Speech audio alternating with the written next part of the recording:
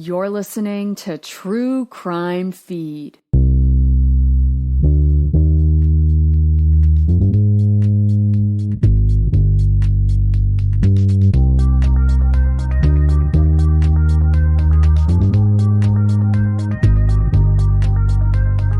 Welcome to True Crime Feed. I'm your host, Angela Ferrari, reviewing the best true crime podcast from the past decade with a teensy bit of humor, plus my top 3 true crime picks of the week.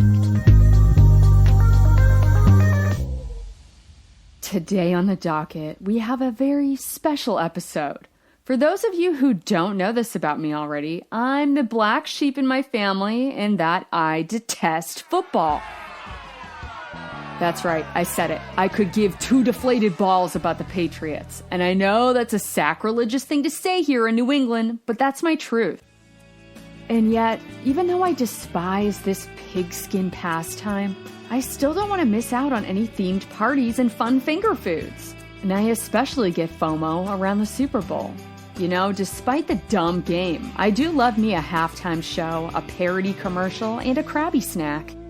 And I also love all things true crime. So I'm going to embrace this dumb American holiday and do it my way.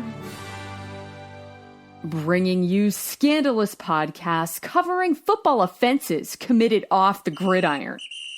And if you want to take your listening experience to the next level, go to thetruecrimefeed.com and sign up for my newsletter where I curate visual aids to accompany this Super Bowl special, including links to the pods we're going to discuss here today.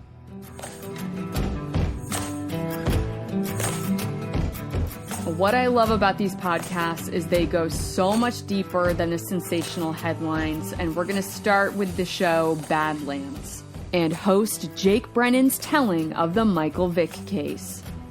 Badlands is a true crime podcast that explores the real-life stories of the famous at their most infamous. It's a scripted show based on true crime events. They cover topics like how did Marilyn Monroe really die? What caused Heath Ledger to end up on the bad side of revenge-seeking paparazzi? As well as how did Winona Ryder help solve a kidnapping case in her adoptive hometown? Juicy gems like that. Their Michael Vick episode was a standout for me. I only knew the bare minimum, just the headlines connecting Michael Vick to a dogfighting ring. That's all I wanted to know at the time. I remember when Vick made headlines for getting arrested at the airport when he tried to board a plane with weed on him, hiding it in a water bottle, also against the rules for carry-on. His destination was Atlanta, where he lived at the time and would presumably have weed back at his house. As dumb as those moves are, though, I still think the TSA rules are way dumber. Security theater. So in the back of my mind, I was like, maybe he's being targeted and this whole thing was overblown. It wasn't until 2022 when I tuned into this episode of Badlands and finally decided to look head on at the Michael Vick case. And it was so much worse than I originally thought. Here's a description from Badlands. Armed with superstardom and a $100 million NFL contract, Michael Vick made it to the hallowed national stage, a place where many of his peers could only dream about. But his increasingly bad decisions led to his self-destruction and one of the most dramatic turnovers of public opinion in NFL history. It took just one search warrant for Michael Vick to go from one of the NFL's most iconic players to its most vilified. And it wasn't just the secrets that police found buried on his 15-acre estate in rural Virginia. Michael Vick's top-secret dog operation was as disturbing as any violent, gory, even serial killer crime that I'd ever come across. I'm going to spare you the horrific details. After I heard them, I was seeing red, but I kept listening to the rest of the story. There is nothing in this world that justifies the cruelty of dogfighting. However, I appreciated Badlands giving me the backstory on Michael Vick. His history filled with poverty and violence, as well as the history of dogfighting in the South. All of these circumstances that led up to the day Michael Vick's estate was raided in Virginia in 2007. His world was so far away from my own, Again, no excuses were being made for him on Badlands, but shows like this can help you understand behavior behind such horrific actions. It also sparks a deeper conversation about redemption. Michael Vick has since been politically active against animal fighting, even lobbying for new legislation for harsher penalties for participants and spectators. It's really hard to judge if he's truly remorseful or being opportunistic. But since serving 18 months in 2008, the NFL welcomed him back with open arms. He continued to play pro ball from 2009 to 2016. After getting the full story, I still don't know where I land on this one, as far as if or when Michael Vick can ever be absolved for these past crimes. I really appreciated the nuanced coverage on Badlands Season 6, Episode 2, Michael Vick, Shallow Graves, Dogfights, and Self-Destruction. And now we move on to a story where I know exactly where I stand in my opinion. And that is Brett Favre is a total suckbox. Yeah. In addition to sending unsolicited dick pics to a female broadcaster, Jen Sturger, Brett Favre also played a role in one of the largest public embezzlement cases in the state of Mississippi. He was part of a larger group, one of 38 defendants, who in total stole about $85 million from the Mississippi DHS. Favre personally diverted about $2.5 million from the Temporary Assistance for Needy Families Fund. But don't worry, you guys, he used it for a good cause. Brett Favre planned on constructing a state-of-the-art volleyball court for the University of Southern Mississippi, where his daughter had attended college. He was in the middle of trying to secure a few more million in stolen funding when he finally got caught. He was also paid $1.1 million in TANF funds for speaking engagements. Speeches he never made, although I'm sure he would have had just such insightful words of wisdom to share. Not. What a D-sack. And though Brett Favre was never criminally charged, civil lawsuits against him are ongoing.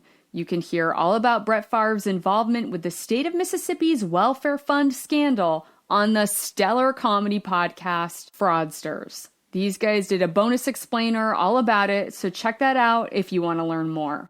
Moving on to the standout series from the Boston Globe's Bob Hola from the Spotlight team titled Gladiator, Aaron Hernandez and Football Inc. This is one of my all-time favorite long-form sports and crime series. It's a top-tier listen, equal parts tragic and fascinating. Here's a rundown from Gladiator. Football star Aaron Hernandez went from the bright lights of the Super Bowl to a convicted murderer in a few years. The Boston Globe Spotlight team, best known for its investigation of the sexual abuse scandal inside the Catholic Church, takes a hard look at the crisis facing football through the lens of Aaron Hernandez's life and terrible crimes. Did a brain badly damaged by football contribute to Hernandez's violent behavior? Did he keep secrets about his sexuality that collided with a hyper-masculine football culture? Did elite coaches and teams look the other way as Hernandez was spiraling out of control? Spotlight uncovers new documents, audio, and interviews to go deep into the story of what happened to Aaron Hernandez and what it means for those of us who cheer on a violent game. This series is a prime example of why I have such a hard time with American football. You can make arguments that other sports are just as dangerous. Professional cycling, for example, I think may top the list for overall injuries. But the way hard-hitting contact is encouraged and built into the sport of football, resulting in over 300,000 concussions a year and over 47,000 brain injuries a year. And according to U.S. News and World Report, researchers at the Boston University CTE Center recently announced that they have now diagnosed chronic traumatic encephalopathy, or CTE, in the brains of 345 of 376 of NFL players studied. That's nearly 92%. CTE is the neurodegenerative disease associated with violence, depression, and dementia-like symptoms. It sounds like a curse you wouldn't wish on your worst enemy. And yet, as a culture, we glorify a sport that breeds it. Aaron Hernandez was diagnosed with CTE posthumously after he had experienced all the telltale signs up until the end of his life. When I come across cases like this, especially a story like Aaron's where there are all these pivotal moments where he could have been saved from his fate, I find myself doing this fantasy thought exercise. It's kind of sick, actually. I like to imagine the person's story with a happy ending. So with Aaron Hernandez, I picture him quitting football in high school and following his true passion, which was cheerleading, getting to be himself without the shackles of cultural machismo, and instead thrives at cheer camp, bonding with others who really get him. Then he makes it all the way to the championships at Daytona, and yes, maybe his squad did come in second place to the East Compton Clovers, but the real victory comes from doing what you love with true friends by your side. Yes, I know, I'm a total cheeseball. And also after watching the Netflix docuseries Cheer, I now realize how dangerous and problematic the sport of cheerleading can be as well. Just so many confusing feelings all around. But I am solid in my admiration of this phenomenal long-form series from Spotlight called Gladiator. Next, a show that's definitely not as highbrow, but still a thoroughly entertaining mix of sports and crime, comes the podcast Crime and Sports. I recommend this one if you are dating someone who's into sports ball and you want to listen to your crime stories. And so you're trying to find something you can both agree on for a road trip or bedtime listening. This show is perfect for that. Hosts James Pietragallo and Jimmy Weissman did a savage takedown of former NFL safety Darren Sharper, aka the Bill Cosby of the Super Bowl. Unlike Badlands' nuanced coverage of Michael Vick, this episode from Crime and Sports is just straight up revenge reporting. These guys left zero room for redemption. Darren Sharper was convicted of being a serial rapist. At least 14 women have come forward so far. His MO was to lure women back to his hotel room or apartment, drug them, sexually assault them, and or pass them around to his friends. Yeah, dude, he was an absolute monster, and there's nothing in his backstory to explain his descent into evil. He came from a good home, loving family. He excelled in school, both in academics and athletics. It's shocking that this is where he ends up. If you want to straight rage for a couple of hours, I thoroughly appreciated the treatment of Darren Sharper on Crime and Sports. And what's any Super Bowl special without a halftime show? And I've got you covered there too with a recommendation for Even the Rich and their 3-part series titled Janet versus the Halftime Show. Trust me, you need this in your life. This redemption is way past due, but finally, 20 years later, justice for Janet Jackson. For those of you youths out there who don't remember, let me paint a picture. The year was 2004. And it was the New England Patriots versus the Carolina Panthers. The Pats won. Tom Brady was on his way to solidifying his GOAT man status or whatever. I don't know. I don't care. What was important about the Super Bowl is that Janet Jackson was the headliner. She stepped in to replace U2 because they had a scheduling conflict. I guess Bono was still out there trying to find what he was looking for. Don't try to make sense of it, you know? The man moves in mysterious ways, okay? Whatever. The point is, Miss Jackson If You Nasty was headlining, and she started off the performance with All For You. It was good. Not great. The sound kind of sucked. Not her fault. Her outfit was still on point. Her dance moves were sick. Hair flipping, popping and locking in 4-inch stilettos. I mean, it's Miss Jackson. Then P. Diddy came out and mumbled his way through Bad Boys for Life. That was fine. Then Kid Rock came out and did Ba Wada Ba. So that happened. Okay, and then Janet's back, pulling out her Rhythm Nation moves. Oh my god, you guys, so good. Junior Angela wanted to be part of the Rhythm Nation so bad. I practice in my room all the time, ready for enrollment. But unfortunately, I never got the call. Instead, your boy Justin Timberlake got the invite. All right. So he hopped on stage with Janet and performed Rock Your Body. Hey, girl. He stalks her across the grandstand and then finishes his performance by grabbing her bustier and ripping off part of her costume, exposing her breast that was still covered by a sparkly nipple pasty. Timberlake was the one who ripped it on stage. And yet, Janet solely took all of the heat for this, quote, wardrobe malfunction. Not Justin Timberlake. The guy who didn't bother to shave his weird neck beard that day and took the stage in baggy khaki pants and was the actual person who tore away Janet's clothing, exposing her nipple. He gets off jock-free. Broadcasters and the rest of the media serve Janet's head on a platter. I mean, the whole thing really did look like a premeditated stunt, although both Janet and Justin denied it. I'm definitely on Team Janet, but I was also like, yo, are you just wearing sparkly silver pasties on the reg?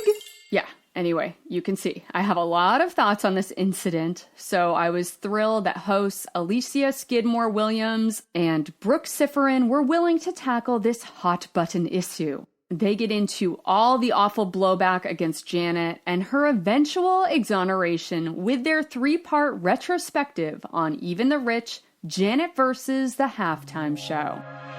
Next, we gotta tackle the most infamous true crime meets American football case of all time. O.J. Simpson. But this time a replay from an entirely new angle with Kim Goldman's podcast, Confronting O.J. This came out a few years back when tons of other O.J. Simpson-related projects were airing.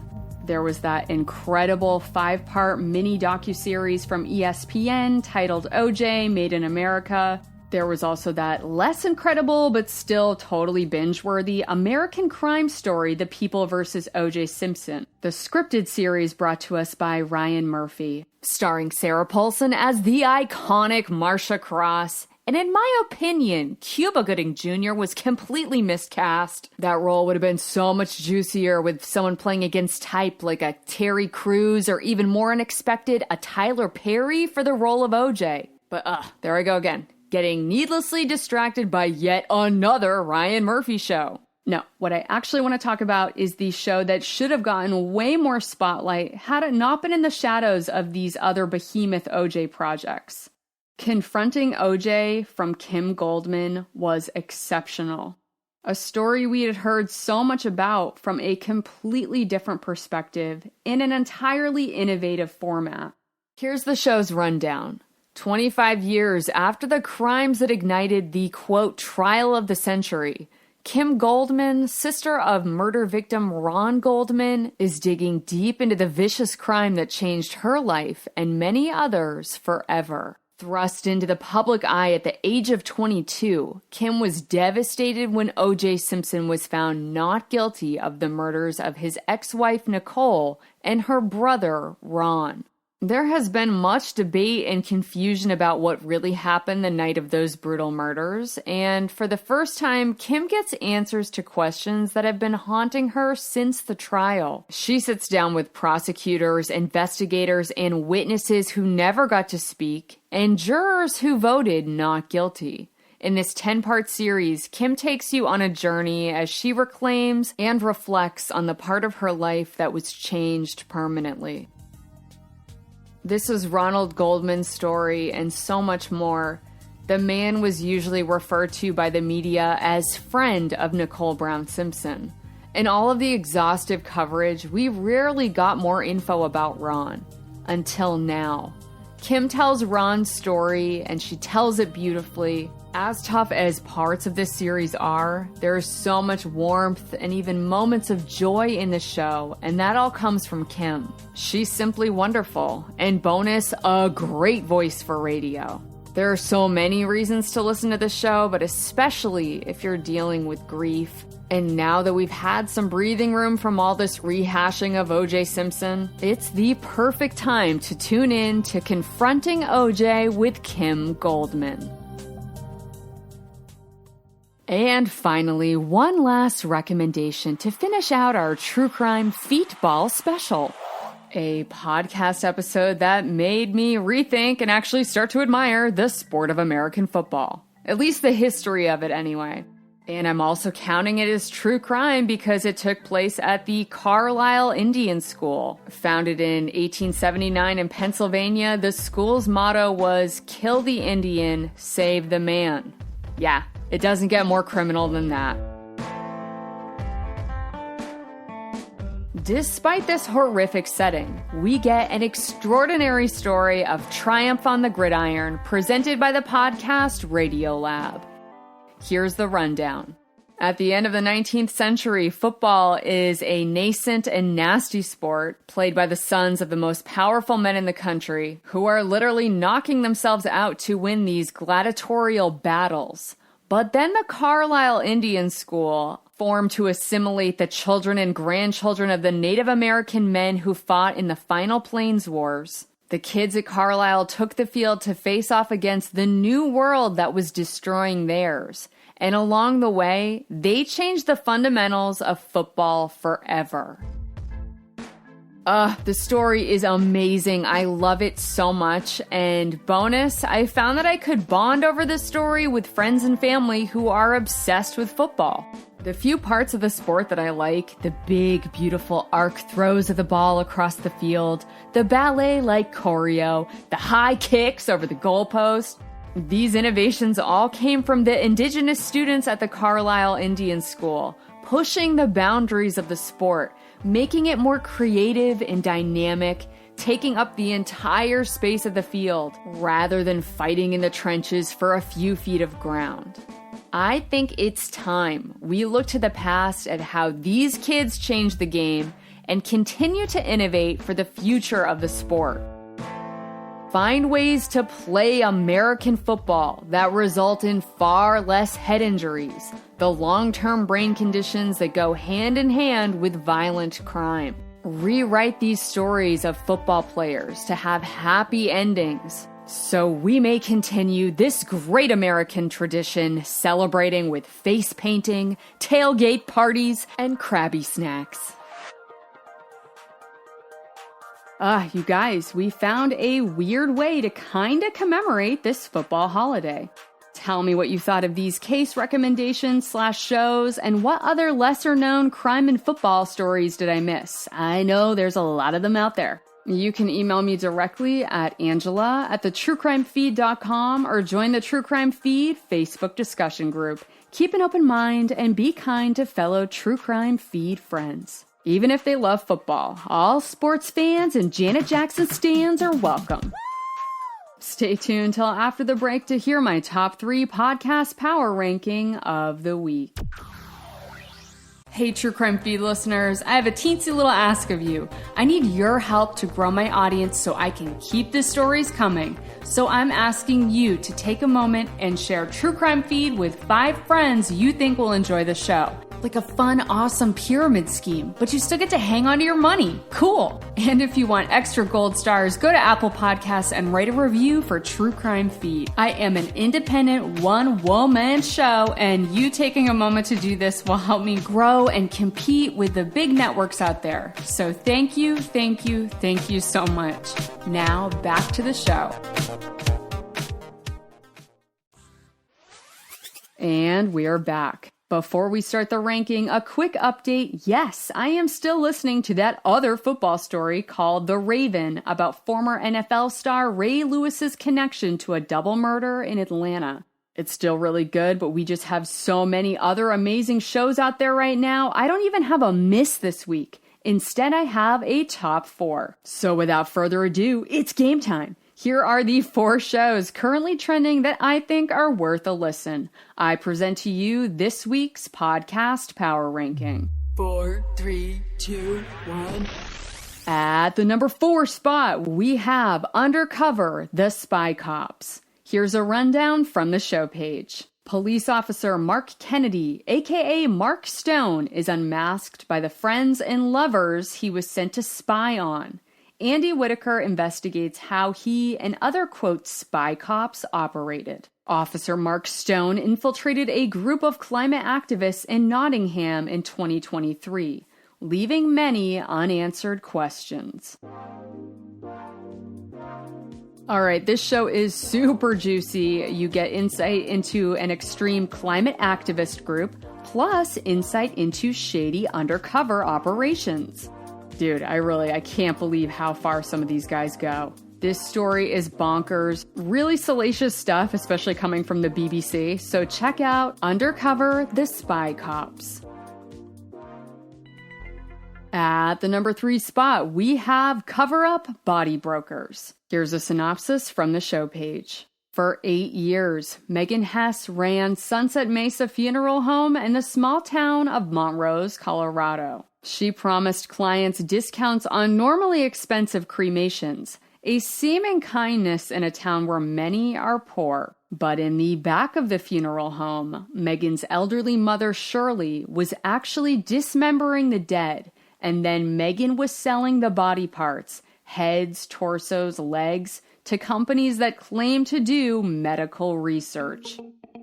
Yeah, the FBI raids the Sunset Mesa Funeral Home, you guys. I don't want to spoil anything else. I'll just say that, yeah, it sounds like Megan is the brains behind this whole thing. But yo, I would not want to be alone in a room with Shirley. She might be one of the scariest grannies on the planet. It continues to go down on the demented Cover-Up Body Brokers.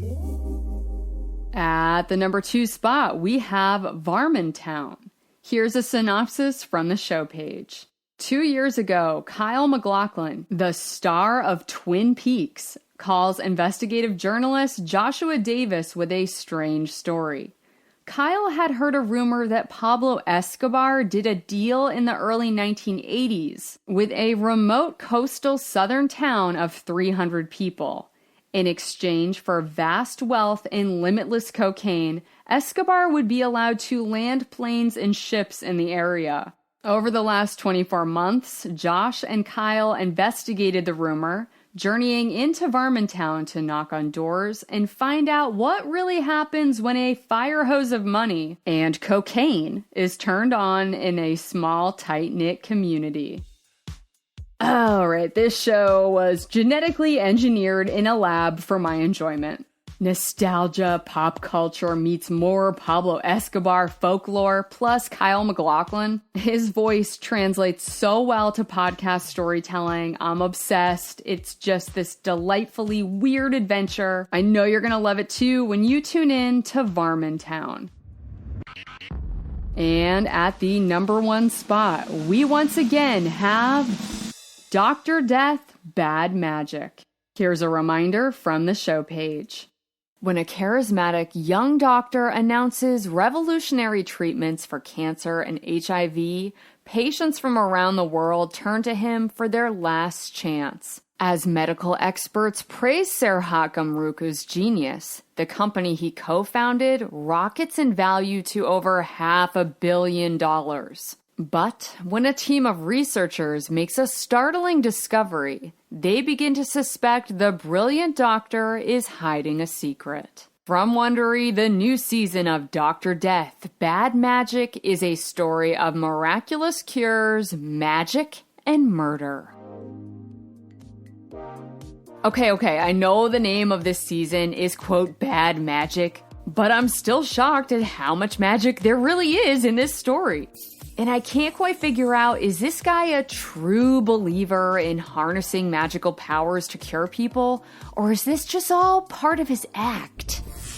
I can't wait to see where this all goes, but I'm already calling it. This is my favorite Dr. Death season to date. All of the talking heads are super good. Laura Beale is always good, but with this story, she's cast a spell on me. Dare I say, this season is just simply magical. So don't miss Dr. Death, Bad Magic. Find out next week if Dr. Death will continue to reign in the #1 spot as the series continues, or if a new show will cut in and take its place. And let me know what shows are trending in your top 4. I'll meet you back here next week to dust off another superb true crime show from the archive for your next feeding fix.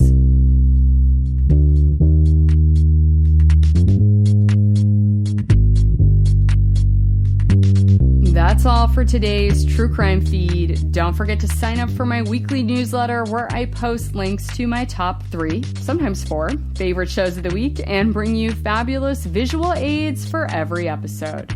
Be sure to follow the show on Instagram, Twitter, and Facebook to join the conversation.